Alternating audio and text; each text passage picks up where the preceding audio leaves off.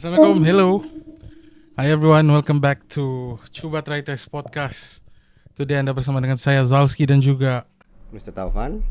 and today kita ada special guest for the first episode.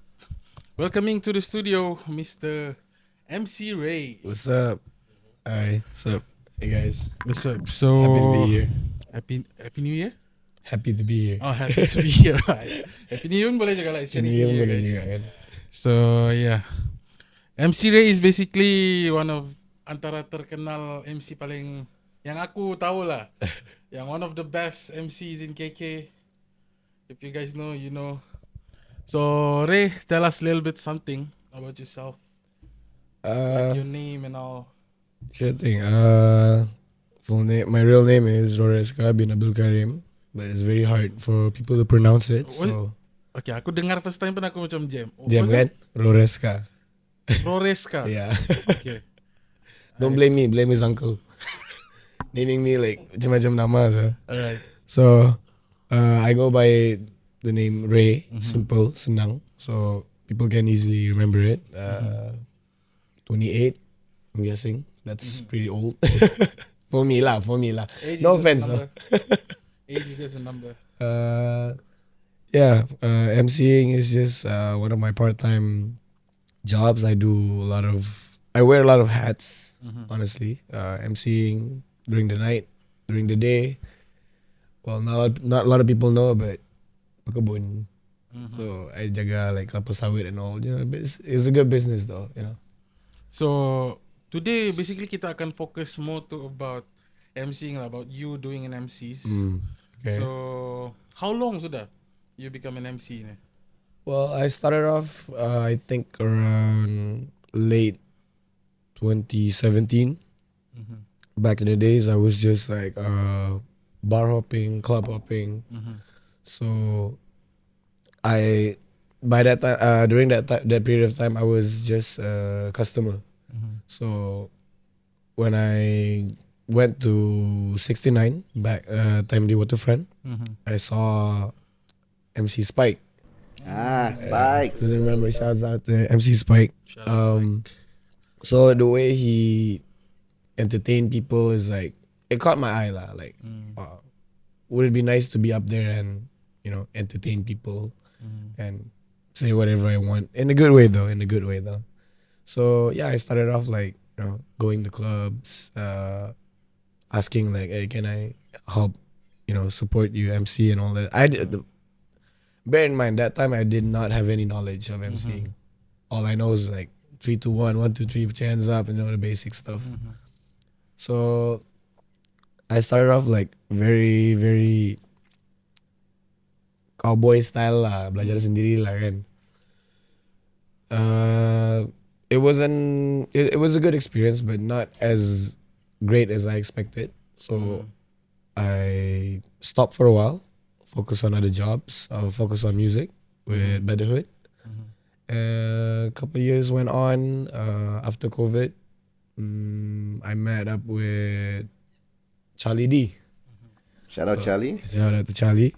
So time tu lepak di Awan. Time tu masih Awan lagi, belum lagi Skybar, belum lagi Barong, all that. Still Awan Restoba.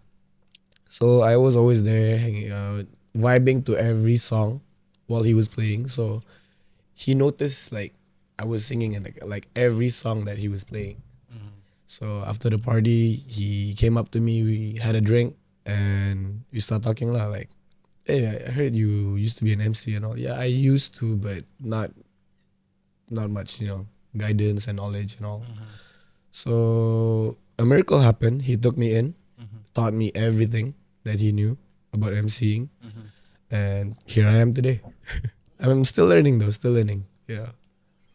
Alright, so I don't know lah if you pernah dengar lah. Like kalau macam people who don't know, they will always question macam yang, what does an MC do?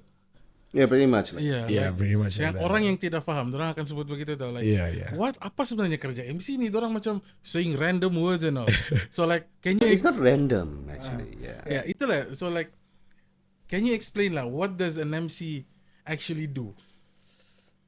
All right, to put it in some way that people will understand. MC is the voice of the party. DJ is the music of the party. So if you just like play like plain music, it would be a fun party, but it won't be as crazy or hype if there's not one person holding the mic telling them what to do. Not just telling them. People would say like, oh, MC is the person who tells people what to do in the club. No, it's actually crowd control. You know, if you know like certain people like they know this is a specific song, only certain people know the hype. But an MC's job is like to let everyone know like this is it. The beat drops, everyone go crazy, everyone go berserk. At the same time, you know, it's communicating. For me, I like to communicate with customers through the mic. So, like you said, people always say like, "Oh, MC ni just They're just yapping. yapping and all that." But nah, the way I do it, like how I learn from it, like I connect with the people in the party. Because it's not just any party. For me, every weekend, Friday, Saturday, it's not just any normal party. It's a place where like everyone who has been through a rough week, doesn't matter like they work during the day, doesn't matter if you're a lawyer, doctor, whatever, everyone is stressed out. But when the weekend comes, they want to like let off some steam, you know, let loose a bit. All work and no play. So they head to the club. When they head to the club, they expect, you know, entertainment. So that's what an MC does. I mean, back in the days, during my going to raves, going to music festivals and all that, the DJs, they don't have MCs, but they themselves are the MCs. While they spin, while they provide music to hype the crowd, they themselves MC. You know, so doing two work at the same time right now, it is the DJ's job. Yeah. That's one thing. So you can focus on the music, like, you know, what's next. So like macam if music there's different genres and all. How do you follow the situation? Like macam contoh different genre music, is it different MCing style? From my perspective, it music genre does play a big role. MCs have to like do a lot of research, you know, what's going on with the trend, what new music is, and when there's a new music, new sound that appears in an era, we have to do research because not all MC style of MCing like connects with all the music. Some different style. But for me personally, like I always stick with R&B hip hop no matter what though. Cuma imagine ba, Chinese EDM. How do you MC for Chinese? I guess we can say like some musics are not meant to have an MC lah. Nah. Do you agree with that? No. Yeah, I agree with that. I agree with that. Yeah. Okay, so like, how do you handle kalau macam crowds yang macam like a dead crowd? Like, what are the steps you take untuk kasih hype dorang? That's a tricky part though. That's always a challenge for me. Like it always hits me. Like, what I would do, like, if it's a club, what the heck, free shots on me though. Free shots on me because I don't really mind about how much I spend, but the results of me investing that, it will turn into something like, you know, a good party. That crowd is a very, very normal thing. That crowd, non-responsive crowd. Come on, put your hands up in the air, and people like. Yeah, that's another thing that I learned from working with Charlie also. That crowd, you will always have to hadap lah. And that's why we always have like warm-ups and prime time. Prime time for sure, everyone will go crazy. Warm up. That's like the peak hour lah. The peak hour, yeah. 12 o'clock, 1 o'clock. That's when people like loosen up. See on slow fire first, then after that blast. Yeah. But warming up is a very, very important part of the night because people come in, they don't just go crazy, you know. They just like, you know, sit down, chill, have a conversation. So if you hype up in a very early hour, it doesn't sound right though. Mm. It doesn't sound right, you know. So what I usually do is like I would not hold a mic, but I'll mingle around. I'll get to know. I do my PR. Mm-hmm. I get to know the crowd, the customers, make them feel like it's home. Mm. So when they feel comfortable, like, oh, Ray came talk to me, to us, so they kind of feel like, okay, listen up, it's time to party. You know, it gets very tense. That's why that's why in 69 a lot of people like feel at home. They always come there to chill. They come there to party because they always feel like when you feel like you're at home, you want to keep going back there. You know, I go to many places as well, but you know I don't stick much. But when I go to 69, it's like, hey, this is a nice place. I feel at home. Nice people, nice employees. You know all that. Yeah, let's stick. So like, can anyone become an MC? What does it take to be like a good MC? To become a good MC, I'm Yeah. not very much of a good MC. I'm still learning, Yeah. but as far as I can say, Uh, have to. I mean, you're the best AKK I know. thank man. you, thank you so much. I guess one of the criteria is you can't be an introvert. That's for sure. That's for sure. That's for sure. Um, anyone can be an MC, but it doesn't start off with the skill. It doesn't start off with the research. Mm. First step of being an MC or doing something similar to this Mm. is passion. Mm-hmm. You have to have the heart for it. You would set up a mindset that you would sacrifice your time, your energy to learn to initiate something like this. It's very hard for me. It was pretty hard, but I always tell myself it's just hard, not impossible, because I want to be somewhere one day. I don't know where that is. I'm not there yet, but I still have that gut feeling because of my passion. Like, I still need to keep going. Maybe there's a platform out there that would make me say that, oh, I'm finally here. Mm-hmm. So first things first, if you want to do like anything, especially MC, is passion, the love of the music, the knowledge of the music, how you create an imaginary world in your head, like how you want it to be. Like you're the voice of every music, every party. So we always see like Tomorrowland, all those big festivals when Ultra. Ultra Music Festival. The DJs won't MC all the way, but when they MC, just witness how they make the crowd go insane. Like that gives me the chill. Like, so in generally speaking, like being an MC is not that hard. Just need to have the passion for it, the love of the culture. You can wear anything. You can be yourself. That's the most important thing. I get to be myself. Yeah. Growing up, I mingled around with a lot of people in my past. Not gonna say words though. Still all love. Sorry, but yeah. I look like this. I dress like this. Not a lot of people accepted it, especially my old friends lah. Maybe because they, different lifestyle. I understand that, but this is me. I like wearing like ridiculous stuff. I won't call it ridiculous. I call it flamboyant, peacocking, or whatever you want to say.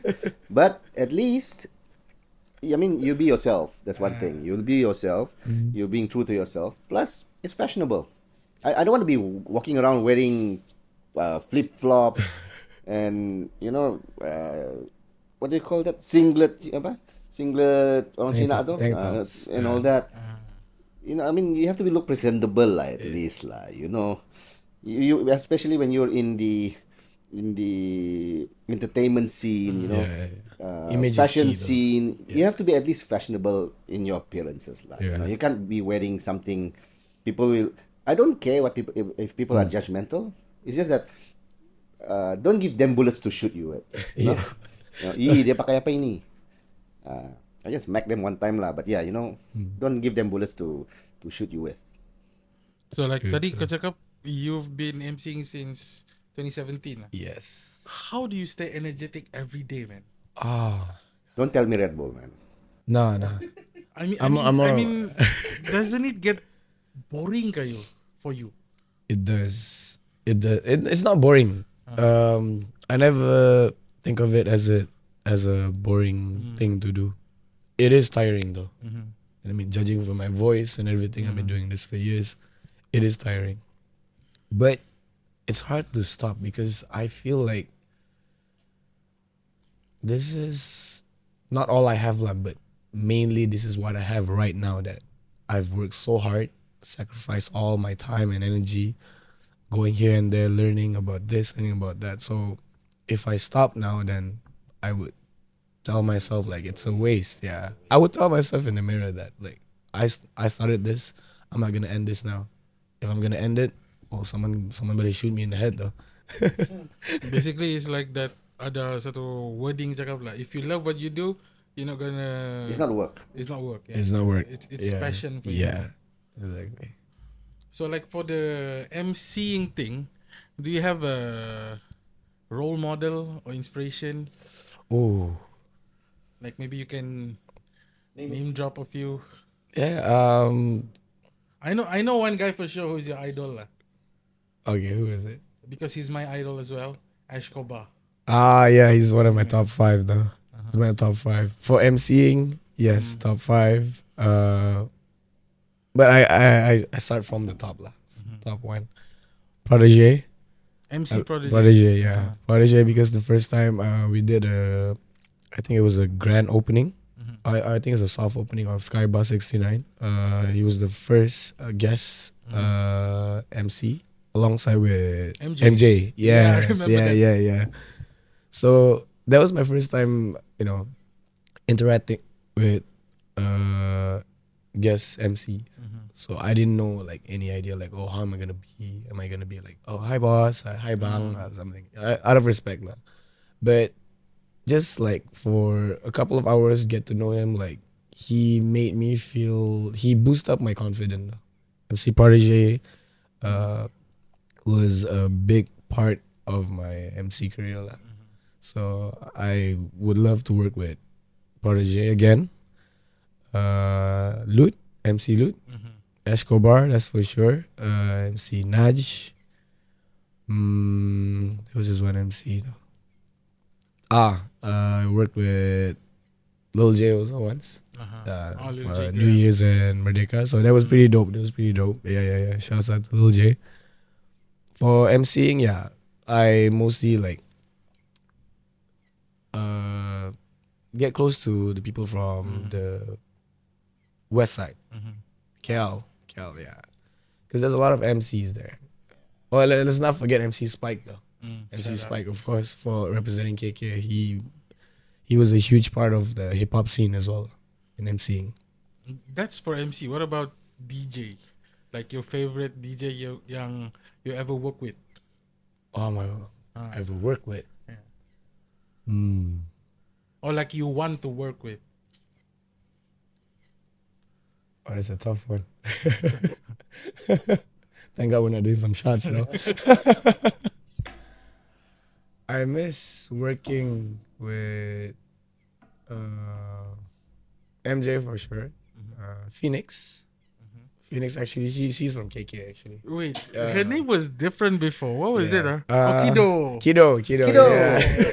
Oh, She's Phoenix Kido. now. Yeah. Oh, yes, she's Phoenix now. Yeah. Phoenix now. Oh. For some reason why, but pretty sure like after this podcast is getting posted up, maybe we can get answer from Phoenix, aka Kido.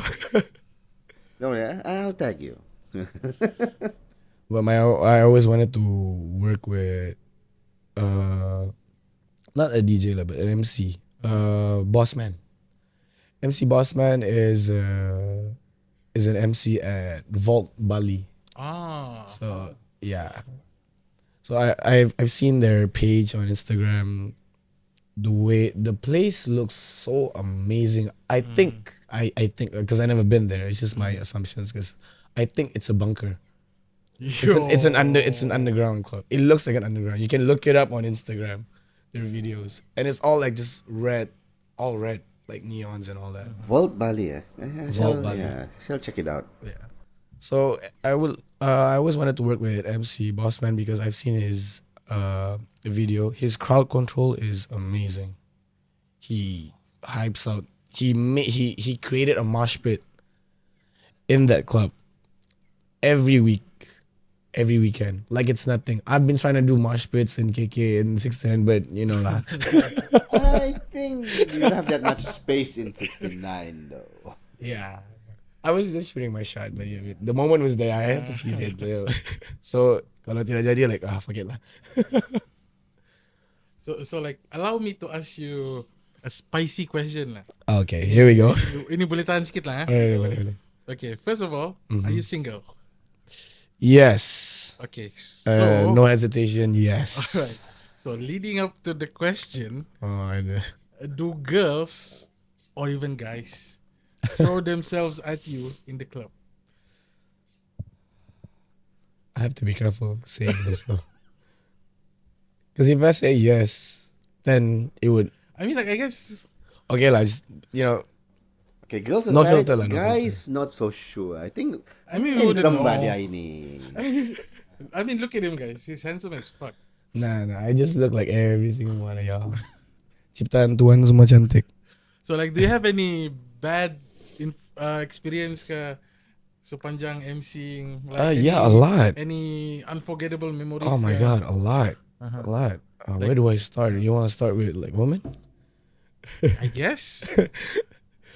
Hope you don't get canceled though. It's the first episode.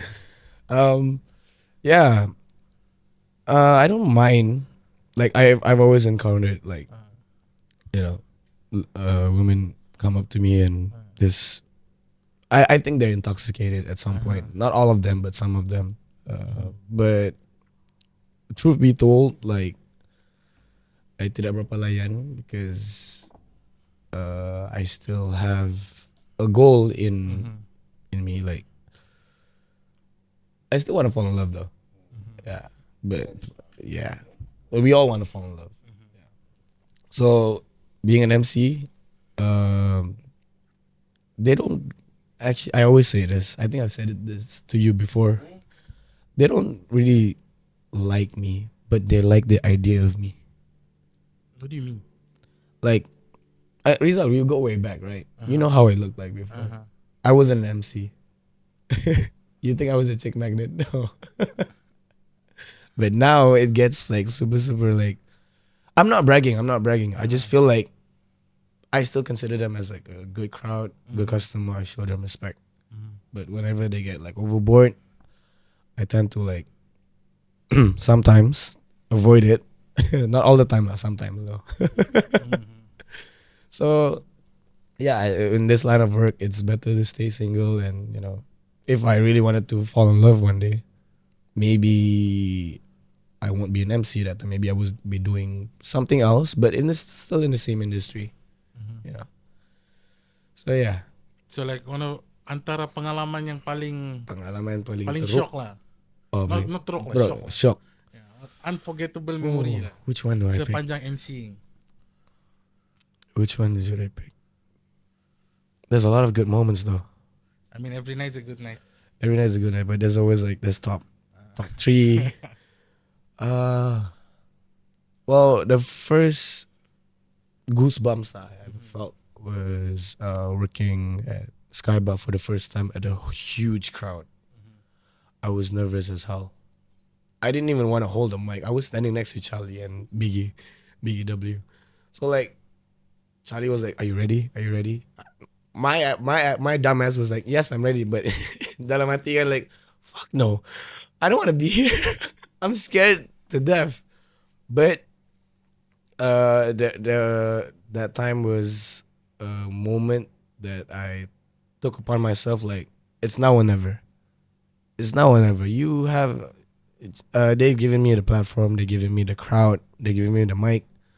So I keep asking myself, like, what am I waiting for? So, with a little help from Charlie giving wise words and a few shots, party went super great. Yeah, that was my first experience. Eminem moment. The other unforgettable moment is I was in track. I wasn't performing. I was just hanging out. I was there for Russ concert. Yeah, You I were there? remember that. I Yeah, remember that. you were at the concert, so I wouldn't miss Russ for anything. The next day, I think it was a Friday, I went to track. Protege hit me up. This is when I say Protege is a very, very amazing guy. I did not expect him to be like, you know, like that lah. I would expect like he would be busy, he had a lot of people to, you know, layan, you know, his job, right? But then I call him up like, hey bro, I'm in KL. Where you at tonight? And he said like he's at Arte ba? Yeah, Arte ba? Then he told me to come. So I grabbed there. Grab is insane, like crazy. So I got there. In my mind, like I would just like be sitting in one place, one bar, and just like, you know, just watch the whole party, you know. But Protege was like super super. He acts he treat me like he owns the place in a good way. So he brought me to every club and bar at track from the end to the end and introduced me to everyone. Everyone was super friendly and most of them knew about Skybus 69. It was so amazing. I felt like home in an instant, like in less than 1 hour. And the night ended, crazy night. Protege gave me the mic. I hyped up Arte for the first time, holding a mic in KL. So I would love to do that again. I would love to take up the challenge. So yeah, those were like goosebumps moments. I'm sure you have the chances in the future. Yeah. A lot. So basically tadi in the awal-awal tadi, you ada mention about your music. Yeah. So like okay, ini mungkin kita akan like cerita lagi panjang di future episode, but let's talk about Bad the Hood. Okay, so like Okay. tell us about Bad the Hood. Sikit-sikit je lah because Sikit-sikit you je know, lah. teaser je lah. Nah, ini orang-orang dia nih. Okay. Ini orang-orang. Aku nak tahu kalau kamu nampak ada wewek sebenarnya di belakang guys. Okay lah. That one if like full details on the next episode lah. Ini je teaser je lah. teaser lah. Okay. For my side, Bad Hood actually was formed as a dance crew mula-mula. Flexible crew. What? Yeah. Oh, That's I'm familiar with Flexible Crew because doesn't know about Flexible Crew, right? I mean, yeah. Oh, okay. Yeah, and I remember the boys kan saya selalu di rumah lama. Yeah. So I don't want to mention, but yeah, rumah lama. So dia selalu perform sana. So yeah, most of the members of Bad Hood are from Flexible Crew. So it's still in the culture. Like they have been like in the dance scene for so long. Since I was in high school lagi. First time I jumpa Flexible pun when I was 15. I was still Form 3 lagi, dancing, b-boy kan. So along the way, like they've been in the scene for so long. They've won a lot of competition, championships. At some point they wanted to like try music. So how Bad Hood started music is from dissing. This DIS. Oh, okay. Oh, this. Yeah. This. So let me just refresh my memory. If I'm correct, there was this one event. Lepas tu ada satu crew macam tidak puas hati lah. But we didn't took it on a violent way. Because the hip hop way, we do it by a diss track. So the other crew shoot their shot first. Apa nama?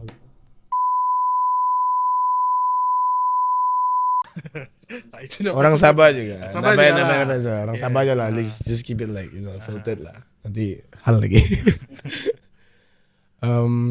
So from that, this Bad Hood replied. It's called Wrong Gang. Featuring the Bad Hood crew dengan MK dengan Tujo. So that diss went super viral because that was the first diss that I think in KK Sabah or maybe in Malaysia. If ada lagi similar, just let me know. Yang name drop. Dalam lagu tu sebut nama terus. Straight up. Yeah. So it got super heated up, went viral. Everyone was talking about it that time. So that was the moment where Bad Hood was in the surface. The people know about Bad Hood at the underground scene. So I masuk Bad Hood lama sikit. Yeah. Not during that period of time now. Okay, so anda pala kita bagi sikit-sikit Sikit ya. teaser sikit ya. Nanti untuk cerita lebih panjang mengenai Bad Hood, tunggu nanti full episode with the full squad. Insyaallah kita akan coba dapatkan. Amen. And so I guess that's pretty much it lah for this episode. Thank you for having me, man. Thank you really for appreciate coming it so to the much. show with us, Ray. And yeah, I guess that's it, guys. So yeah, don't forget to like, comment, subscribe. And yeah, I'll see you guys in the next episode. Peace out. Ciao. Ciao.